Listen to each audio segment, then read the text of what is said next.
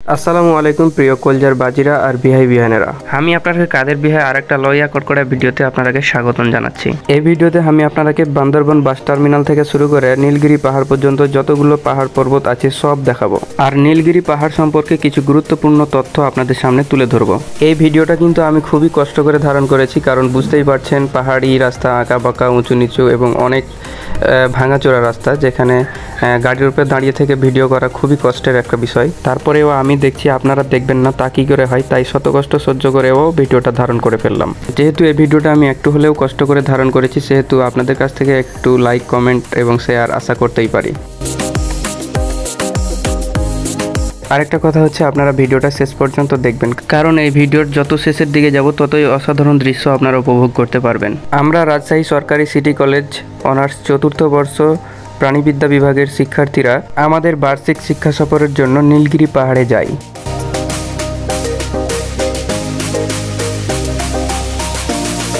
চলেন এবার নীলগিরি পাহাড় এবং আপনারা সেখানে কিভাবে যেতে পারবেন সেই বিষয়ে আপনাদের সঙ্গে বিস্তারিত আলোচনা করি। বান্দরবন শহর থেকে প্রায় 50 কিলোমিটার দূরে নীলগিরি পাহাড় অবস্থিত। এই নীলগিরি পাহাড়কে বলা হয় বাংলার দার্জিলিং। নীলগিরি পাহাড়ের চূড়ায় বাংলাদেশ সেনাবাহিনী দ্বারা পরিচালিত একটি সুন্দর পর্যটন কেন্দ্র রয়েছে, যার নাম নীলগিরি পর্যটন কেন্দ্র। এখানকার দিগন্ত জুড়ে সবুজ পাহাড় আর মেঘের লুকোচুরি খেলা যে কোনো মানুষকে বিমোহিত করবে। তাছাড়া এখানে রয়েছে পাহাড় ঘেঁষা চাকমাদের ছোট ছোট ঘরবাড়ি, যা দেখে আপনি মুগ্ধ হতে বাধ্য। যদি ভূপৃষ্ঠ থেকে আপনার মেঘ ছুঁতে ইচ্ছে হয়, তাহলে নীলগিরি পাহাড় আপনার সেই ইচ্ছা পূরণ করবে বলে আশা করা যায়। নীলগিরি পাহাড় থেকে আপনি চারদিকে চোখ মেলে তাকালে আপনার মনে হবে যেন সারি সারি মেঘ পাহাড়ে আছড়ে পড়ছে। আমি শুধু ভাবছিলাম, যদি আকাশ পরিষ্কার থাকতো তাহলে এই পাহাড়ের চূড়া থেকে কত কিছুই না দেখা যেত। নীলগিরি পাহাড়ের চূড়ায় সেনাবাহিনী ক্যাম্প থাকায় নিরাপত্তা নিয়ে কোনো বিভ্রান্তির কারণ নেই, তাই আপনি পরিবার নিয়ে অনায়াসে ঘুরে আসতে পারবেন এই বাংলার দার্জিলিং খ্যাত নীলগিরি পাহাড় থেকে। নীলগিরির দিনরাত 24 ঘন্টায় এক এক সময় এক এক রূপে নিজেকে মেলে ধরে। শুধু তাই নয়, গ্রীষ্ম, বর্ষা, শরৎ, হেমন্ত, যেই সময় আপনি যান না কেন, এই নীলগিরি পাহাড় তার রূপের দ্বারা আপনাকে মুগ্ধ করবেই। তবে বর্ষার সময় অতিবৃষ্টির কারণে পাহাড় ধসের আশঙ্কা থাকে, তখন অনেক সময় নীলগিরির যাওয়ার রাস্তা বন্ধ করা হয়।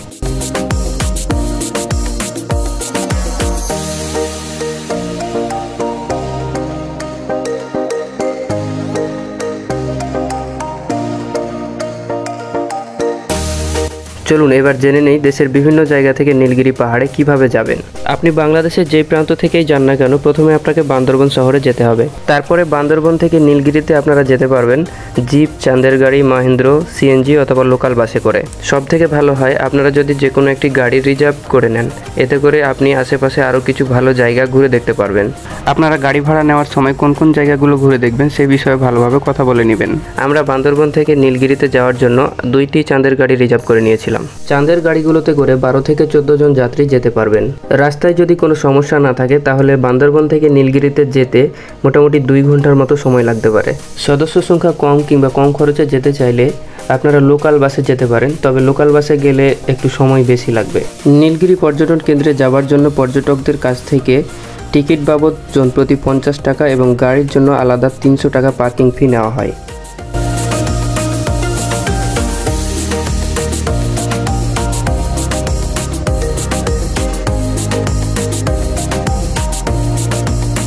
এবার চলুন সেখানকার খাবার নিয়ে কিছু কথা বলা যাক।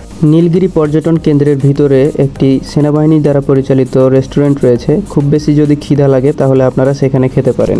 এই রেস্টুরেন্টটি ছাড়া এখানে তেমন ভালো মানের কোনো রেস্তোরাঁ নেই, তবে বাইরে আপনারা হালকা পানি খাবার খেতে পারেন। যেহেতু সেখানে খাবারের সুবিধা তুলনামূলক কম, সেহেতু আপনারা সাথে কিছু হালকা খাবার নিতে পারেন। তাছাড়া সেখানকার কিছু পাহাড়ি সুস্বাদু ফলের স্বাদ উপভোগ করতে ভুলবেন না।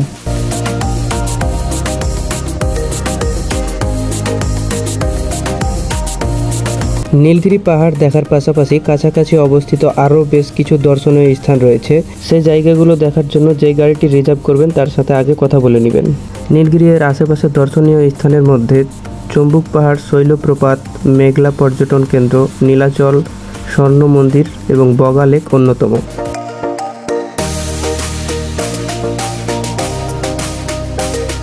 চলুন নীলগিরি পাহাড়ে গিয়ে আপনারা কোথায় থাকবেন সেই বিষয়ে কিছু কথা বলি। যদিও নীলগিরি পাহাড়ে যারা যায় তারা দিনে দিনে ঘুরে আসার চেষ্টা করে, তবুও যদি আপনার থাকার প্রয়োজন হয় তাহলে বাংলাদেশ সেনাবাহিনী দ্বারা পরিচালিত সুন্দর একটি রিসোর্ট সেই নীলগিরি পাহাড়ে রয়েছে, আপনারা সেখানে থাকতে পারবেন। আপনারা যদি ছুটির দিনে সেখানে গিয়ে থাকতে চান তাহলে আগে থেকে রুম বুকিং দিতে হবে, কারণ ছুটির দিনে অনেক ভিড় হয় এবং রুম পাওয়া প্রায় অসম্ভব হয়ে পড়ে। তাছাড়া বান্দরবনে বেশ কিছু ভালো মানের রিসোর্ট রয়েছে, আপনারা যদি দিনে দিনে ঘুরে আসতে পারেন তাহলে সেই রিসোর্টগুলোতে থাকতে পারবেন। আমি আপনাদেরকে গাড়ি ভাড়া, রিসোর্ট ভাড়া এবং খাওয়ার দাম নিয়ে কিছু বললাম না, কারণ এটি সময়ের উপর ভিত্তি করে বাড়া কমা হয়ে থাকে। তবে যেই সময়ে যান না কেন আর যাই খান না কেন আগে থেকে দাম করে নেওয়া ভালো।